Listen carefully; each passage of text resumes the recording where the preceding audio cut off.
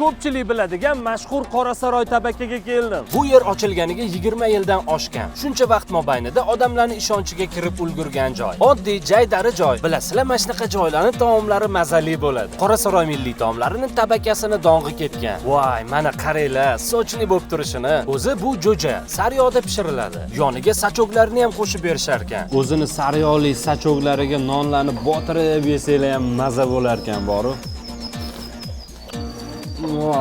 Bir porsiyasi 300-350 gram bo'ladi va o'rtacha 32-40 ming so'mga aylanadi. Undan tashqari bu yerni sahardan pishadigan somsalari ham mashhur ekan. 10 xildan oshiq har xil somsalarni ertalabdan odamlar kelib maza qilib yeb ketishadi. Bayramga norin olmoqchi bo'lsanglar, bu yoqning norini ham zo'r ekan. Qaranglar, bir xil to'g'ralibdi. Bunaqasi kamdan kam bo'ladi. Ot go'shtli norinni 1 kilosi 110 ming so'm, mol go'shtliga esa 120 ming so'm ekan. Xullas, boshqa milliy taomlari ham bor. Xalades deysizmi, dietetskiy ovqatlar, shashliklar, kaboblarning narxi 18 mingdan 20 minggacha ekan. Mazali taom kerak bo'lsa, Qorasaroyga to'g'ri kelavering. Bu yer Qorasaroy chorrahasini shundoq o'zida joylashgan. Ertalab 8 dan kechki 10 gacha ishlaydi.